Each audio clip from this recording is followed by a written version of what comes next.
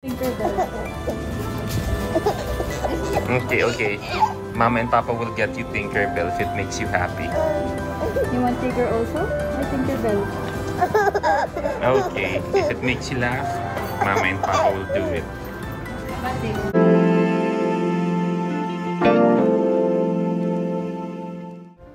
Ito ang first ever vacation ni Baby Peanut sa Hong Kong kasama ang kanyang buong pamilya.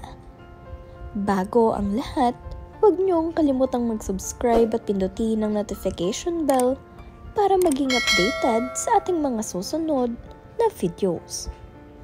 Sound does the lion make? Talagang tumayo pa. Kakauwi nga lamang sa Pilipinas nitong si Baby Peanut kasama sina Mommy Jessie Mendiola at Daddy Luis Manzano. Dahil doon nila isinelebrate sa Hong Kong ang birthday celebration nitong si Lola Vilma.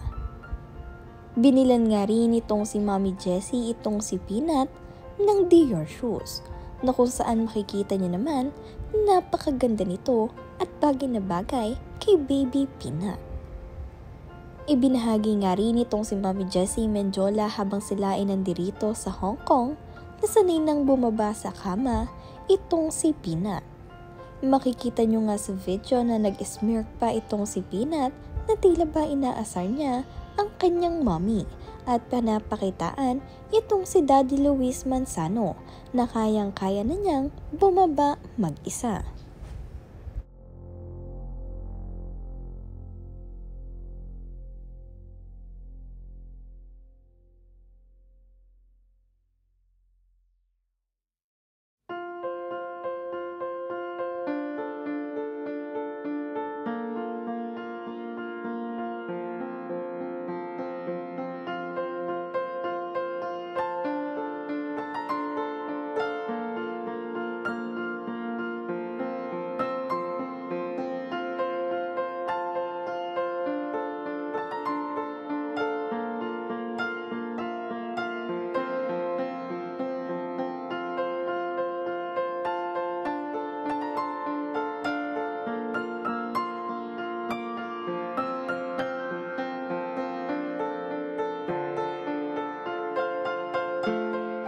Morning!